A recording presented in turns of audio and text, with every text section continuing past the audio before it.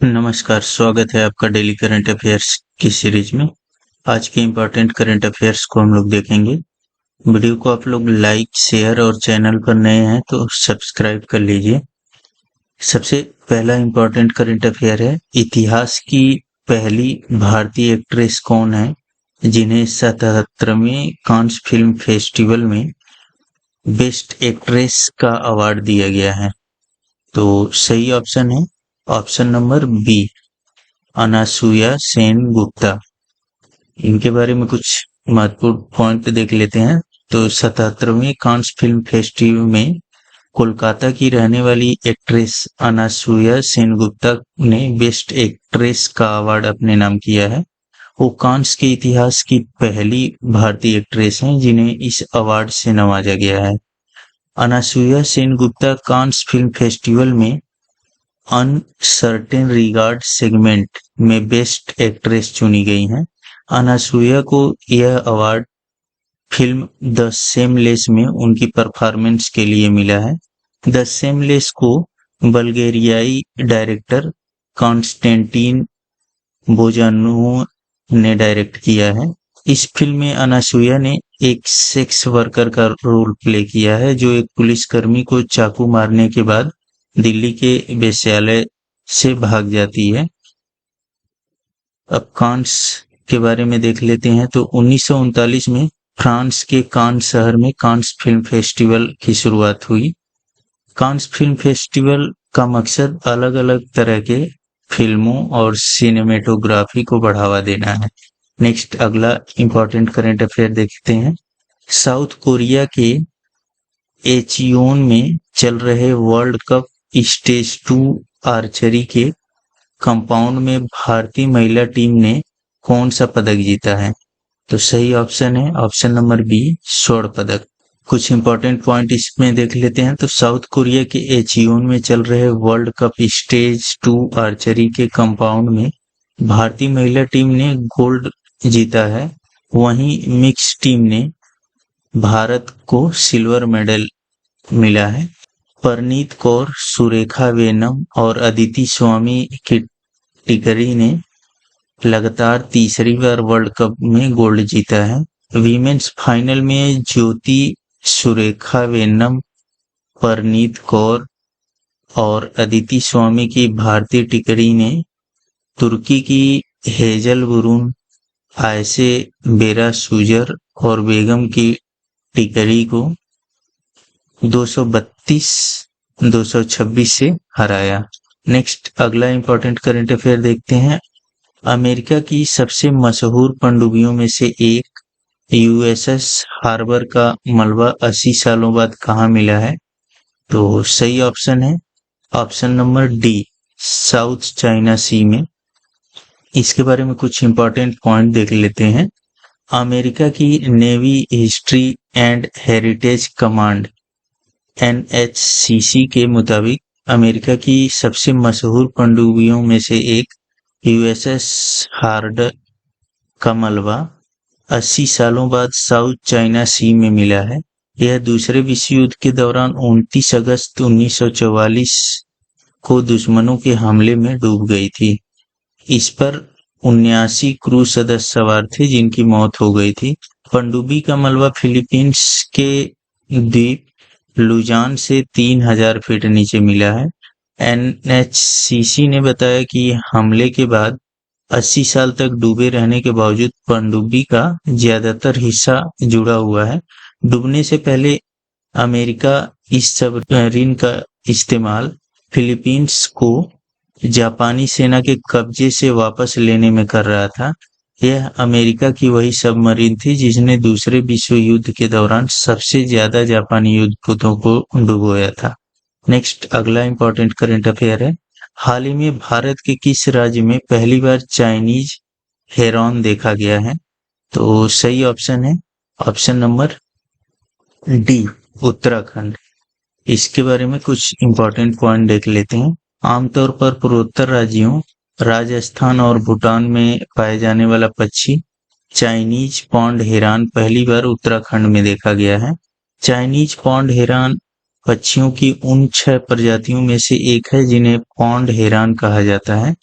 वैज्ञानिक नाम इसका अर्देओला बच्चूस है।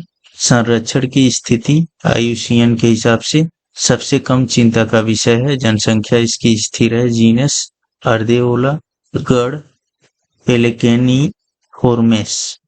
नेक्स्ट अगला इंपॉर्टेंट करंट अफेयर है। हाल ही में किसे चाड का नया प्रधानमंत्री नियुक्त किया गया है?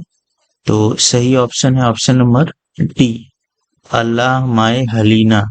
ठीक है, इनको जो है चाड का नया प्रधानमंत्री नियुक्त किया गया है। कुछ इंपॉर्टेंट पॉइंट इसके बारे में देख लेते हैं। तो राष्ट्रपति इद्रिस डेबी ने चाड के पूर्व राजदूत अल्लाह माए हलीना को चाड गणराज्य का नया प्रधानमंत्री नियुक्त किया है। विपक्षी नेता और पूर्व प्रधानमंत्री सुखशेष मसरा ने अपने इस्तीफे की घोषणा की थी। चाड एक स्थलरूढ़ अफ्रीकी देश है जिसकी सीमा लीबिया, सूडान, मध्य अफ्रीकी गणराज्य, कैमरून, नाइजीरिया और नाइजर से लगती है। ठीक है, राजधानी इसका एन जमेना है। मुद्रा इसका मध्य अफ्रीकी सीएफए फ्रैंक है। नेक्स्ट अगला इंपॉर्टेंट करंट अफेयर देखते हैं। हाल ही में किस भारतीय महिला ने पिंक ई रिक्शा पहल में अपनी भूमिका के लिए यूके में अमल क्लूनी महिला सशक्तिकरण पुरस्कार जीता है? तो सही ऑप्शन है ऑप्शन नंबर बी, आरती। इसके बारे में देखते हैं थोड़ा सा। उत्तर प्रदेश के नोएडा की 18 वर्षीय आरती ने पिंक ई रिक्शा पहल में अपनी भूमिका के लिए यूके में अमल क्लूनी महिला सशक्तिकरण पुरस्कार जीता है। नेक्स्ट अगला इंपॉर्टेंट करंट अफेयर देखते हैं। हाल ही में किस भारतीय तकनीकी विशेषज्ञ को नासा हॉल ऑफ फेम में सम्मानित किया गया है? तो इसका सही ऑप्शन है ऑप्शन नंबर डी, मुनीम अमीन भट्ट को। इसके बारे में कुछ इंपॉर्टेंट पॉइंट देख लेते हैं। भारतीय तकनीक विशेषज्ञ Muneeb Amin Bhatt NASA hall of fame में सम्मानित हुए हैं। जम्मू कश्मीर के कुलगाम जिले के मुनीब अमीन भट्ट को डेटा उल्लंघन की कमजोरियों की खोज के लिए नासा हॉल ऑफ फेम में शामिल किया गया है। सिस्टम कमजोरियों की पहचान करने के लिए उन्हें पहले 2023 में एप्पल के हॉल ऑफ फेम द्वारा मान्यता दी गई थी। महज 22 वर्ष की आयु में इस भारतीय साइबर सुरक्षा शोधकर्ता ने विश्व के 2 प्रमुख संगठनों से प्रशंसा अर्जित की है।